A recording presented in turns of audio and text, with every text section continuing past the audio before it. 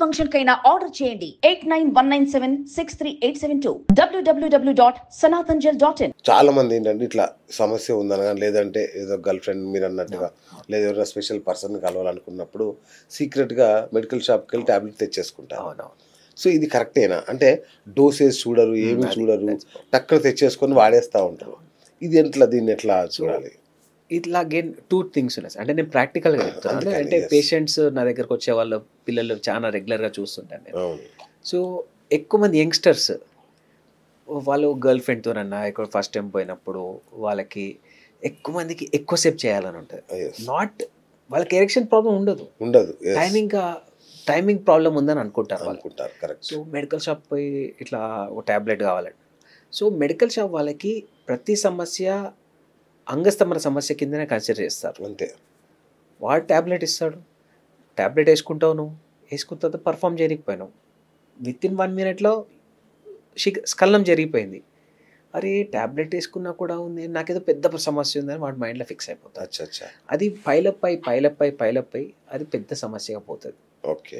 So ఎప్పుడైనా కానీ medical shop పోయినప్పుడు మీ సమస్య ఏంటి? అంగస్తంభన సమస్య, శీఘ్రస్ఖలన సమస్య.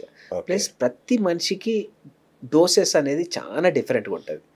నాకు ఒక 5 mg సరిపోవచ్చు, ఇంకో పర్సన్ 10 mg సరిపోవచ్చు, ఇంకొక 20. అది జడ్జ్ చేసేది ఒక డాక్టర్. వాడు అక్కడ పోయినప్పుడు వాడు హై డోస్ ఇస్తాడు.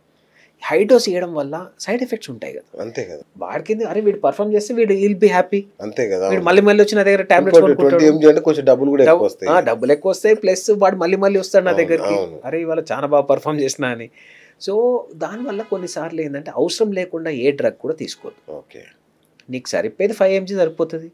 5 mg టడలఫిల్ అనేది చాలా సేఫెస్ట్ డ్రగ్. టడల్ ఇప్పుడు 2-3 రకాల డ్రగ్స్ ఉంటాయి. సిల్డెనాఫిల్. అదే నేను అడగబోతున్నా. ఇట్లా సిగ్గుపడే వాళ్ళకి, తొందరపడి మెడికల్ షాప్ లో పోయే వాళ్ళకి కొన్ని జనరిక్ మెడిసిన్స్ ఏమైనా చెప్తే వాళ్ళు ఇది చూసి వీడియో చూసి కొనుక్కుంటారు. నిజంగా సార్, ఇందులో తప్పు లేదు. ఎందుకంటే మనం సైన్స్ మాట్లాడుతున్నాం, పబ్లిక్ హెల్ప్ చేస్తున్నాం. చాలా మంది ఈ సూసైడల్ థాట్స్ రావడానికి మేజర్ ప్రాబ్లం సెక్సే ఉంటుంది. ఆ సెక్స్ ప్రాబ్లమ్స్ నుంచి మనం బయటపడేస్తే మనం చేసేది పుణ్యకార్యం. అంతే కదా సార్. వాడికి ఒక టాబ్లెట్ చెప్తే తప్పేం లేదు సార్. పెళ్లి చేసేది సుప్రీంకోర్టు కూడా చెప్పింది, పెళ్లి చేసుకునేదే లైంగిక దానికోసం. 100%. అది లేనప్పుడు మిమ్మల్ని పెళ్లి ఎందుకు చేసుకోవాలి? పెళ్లి అనవసరం కదా. సో అంత ఇంపార్టెంట్ పెళ్లిలో లైంగిక విషయాలు అనేది. సో అది ఎంత బాగుంటే లైఫ్ అంత బాగుంటుంది. సో చాలా సర్వీస్ అన్నట్టు మీరు కూడా ఇంతకుముందు అన్నారు. సో 90% పెళ్లిళ్ళు ఫెయిల్ అవడానికి ఇదే కారణమా sir? More than 90% sir. More than 90%. అంటే నా దగ్గర చాలా మంది కపుల్స్ కౌన్సిలింగ్కి వస్తుంటారు. ఓకే. నేను చూసే దాంట్లో 90% ఇవే ఉంటాయి. 90% కపుల్స్లో ది ప్రాబ్లమ్ ఈజ్ సెక్స్. ఒకటి అవగాహన, సెక్స్ ఎట్లా చేయాలో తెలియదు. మీరు నమ్మరు కానీ చాలా ఎడ్యుకేటెడ్ పీపుల్లో కూడా యోని ఎక్కడ ఉంటుంది, అంగం గట్టిపడితే ఎక్కడి నుంచి ప్రవేశించాలి అవగాహన లేదు. నిజంగా చెప్తున్నా, 90% ఉమెన్లో కూడా యోని ప్రవేశం ఎక్కడ ఉంటో తెలియదు. 100%. ఎందుకంటే వాళ్ళకి ఓన్లీ ఒక యూరిన్ ఎక్కడి నుంచి వస్తుందో తెలుసు, దాన్ని యూరినరీ ఆరిఫైస్ అంటాం, అక్కడ నుంచి వస్తుందని తెలుసు తప్ప యోని అనేది కింద ఉంటుంది చాలా. ఆల్మోస్ట్ 2 centimeters డౌన్లో ఉంటుంది. వెజైనల్ ఓపెనింగ్ అనేది చాలా కిందికి ఉంటుంది. ఏ అమ్మాయికి తెలియదు. చిన్నప్పటి నుంచి కూడా వాళ్ళ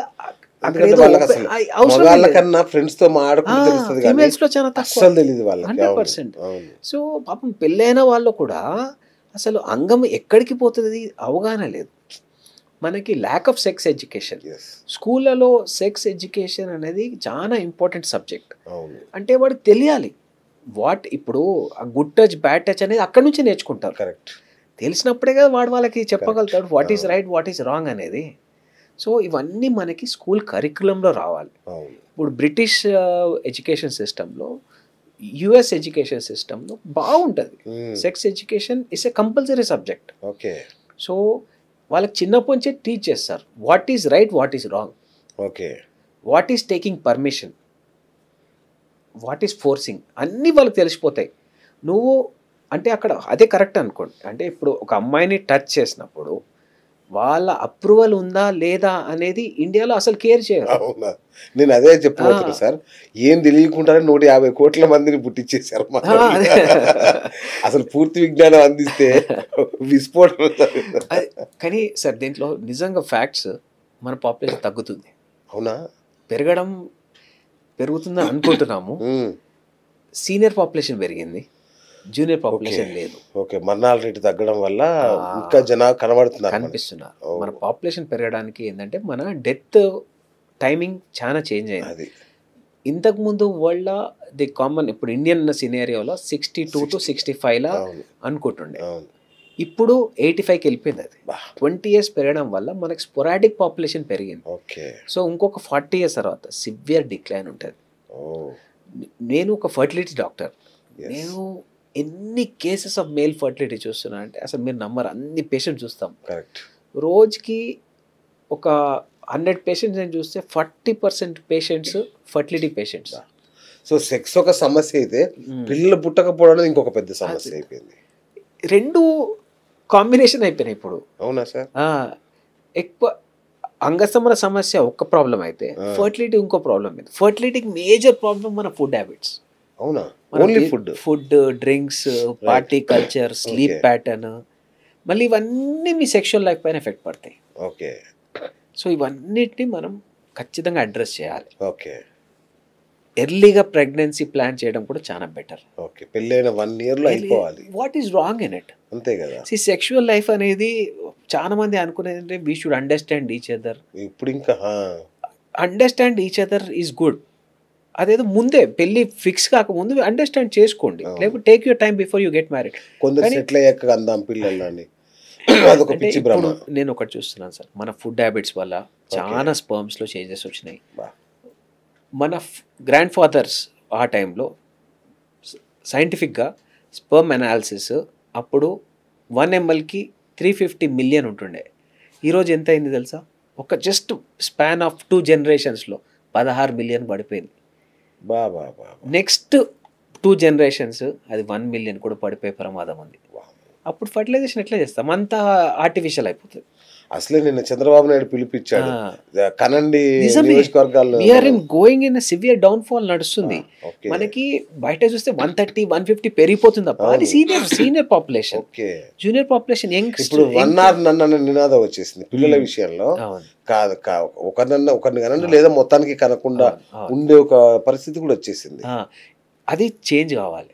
ఓకే, పాపులేషన్ చాలా తగ్గుతుంది. ఓకే, ఇప్పుడు మీకు నేను ఇది చెప్పినా ఇదేదో రాంగ్ లాగా అనిపిస్తుంది, కానీ you see 30 years down the lane population will be severe crisis. Already అమ్మాయిల సంఖ్య తగ్గిపోయి చాలా ఇబ్బంది అవుతుంది. ఇంకా రేపు జనాభా తగ్గడం అంటూ మొదలైతే నిజంగానే అబ్బాయిల పెళ్లి అసలు ఇక పెళ్లి మన భారతదేశం సన్యాసుల దేశం అన్నట్టుగా అయిపోతుంది. అందరు కమండలను పట్టుకొని కాషాయం వేసుకొని తిరుగుతారు. That's a problem.